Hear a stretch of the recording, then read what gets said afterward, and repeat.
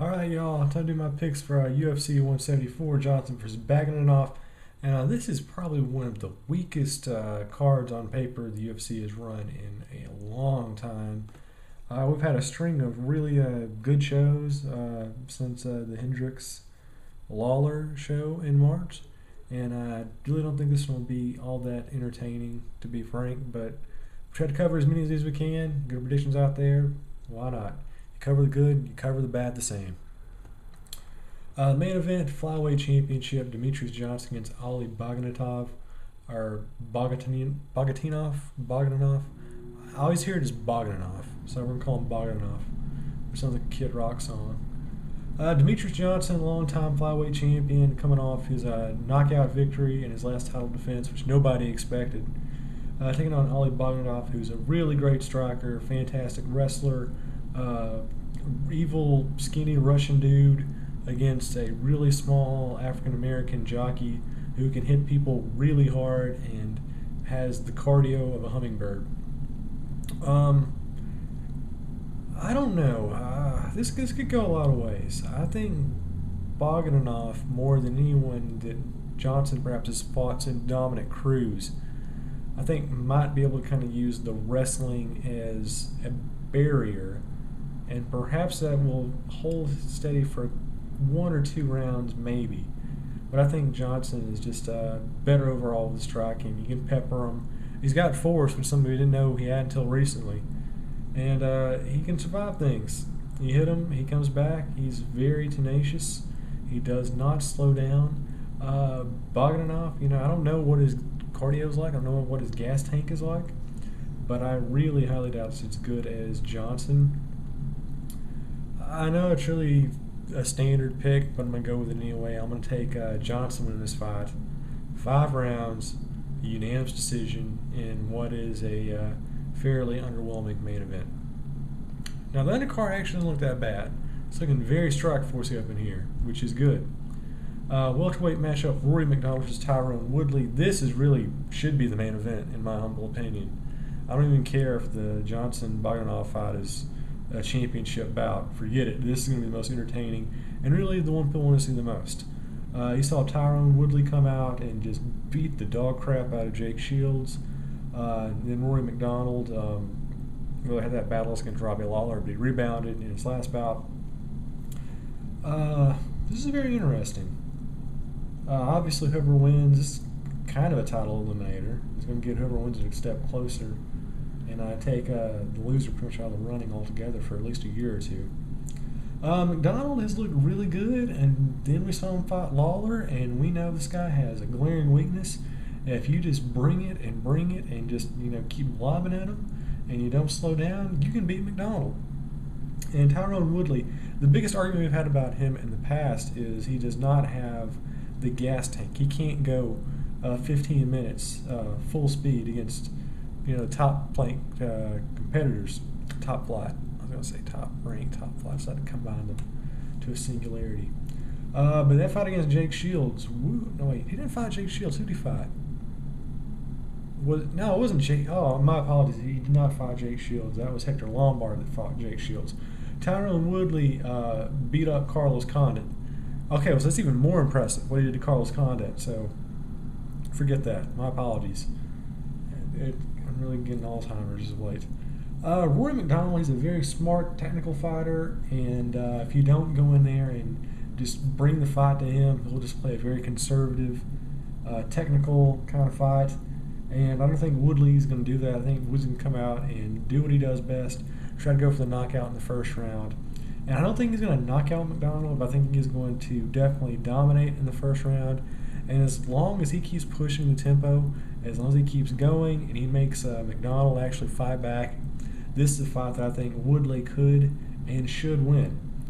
But I don't know. MacDonald, he's very technical. He can lull Woodley into that trap. He might be able to kind of get him to fight his fight. And if he does, it's MacDonald's, unfortunately. So it's a very interesting matchup. I want to see whether or not Woodley falls into MacDonald's trap or if he brings his A game. Hopefully Woodley wins this fight because I don't want to watch Rory MacDonald do anything, to be honest. But it could be very interesting. I'm 50-50 on what could happen. because I can see it going both ways oh so easily. But I'm going to go with Woodley, unanimous decision. I know it's kind of a homer pick, but I'll go with that anyway. Rafael Cavalcante taking on Ryan Bader. This is a pay-per-view matchup. It sounds like it should be like on FX or Fox Sports 1, but whatever. Cavalcante, former light heavyweight Strikeforce champion. Ryan Bader, not a former Strikeforce light heavyweight champion. I don't know. I think Bader, he's pretty much had his run in the UFC. He's lost way too many bouts. This guy was like, we were touting him as like the next Great White Hope for a while, weren't we? And at the same time, John Jones was really starting to dominate. Well, we were wrong. I don't know why I'm thinking this, but I'm going to go with Cavalcante, round 2, submission. Just got that feeling. Heavyweight matchup, a returning Andrei Arlovski. Why you're signing Andrei Arlovski, I don't know. It just tells you just how awful the UFC heavyweight division is. You're bringing back Arlovski because, and the sad thing is, he's an automatic top 10 heavyweight right off the bat, just considering how paper thin the entire 265 division is. 225, 265 division against Brendan Schaub. Brendan Schaub is a guy everybody wanted to be a good, decent fighter, but he's not. Well, I mean, he's all right, but he's just very inconsistent, and he loses way too many bouts. And I think Arlovski knocks Brendan Schaub out third round. Just got a feeling. So Arlovski, he makes his triumphant comeback, and he's victorious. And then hopefully he gets KO'd by Mark Hunt or Roy Nelson or somebody like that in his next run. Light heavyweight bout, Ryan Jimmo against Ovince St. Prix. And obviously OSP had that really awesome submission against Krylov back in March. I'm going to go with OSP. I think he's going to win a couple fights this year. Might even crack the top 10 for light heavyweight in the UFC. He's on a good run. It's a good matchup. I think he submits Ryan Jimmo. Second round. So we got some decent bouts, I guess. As far as undercard matches, we got Elizabeth Phillips against Valerie Letourneau. What if she's related to Mary Kay Letourneau? Wouldn't that be great? Oh man, imagine what her UFC nickname would be. I'm not really familiar with either of those and don't really care. I'm going to go with Elizabeth Phillips because it just sounds harder. Welterweight matchup, Daniel Serafian against Kichi Kunamoto. Not really familiar with Kunamoto. Serafian, he's pretty good. I'm going to give the bout to him. Bantamweight, Yves Jabin against Mike Easton. Both these guys were really highly touted, a couple of years back, and now, oh boy, we were wrong. I'm going to give this one to Yves Jabin. I think he wins by unanimous decision. Lightweight matchup, KJ Johnson versus Tai Hyung Bang. I don't really know anything about these two guys.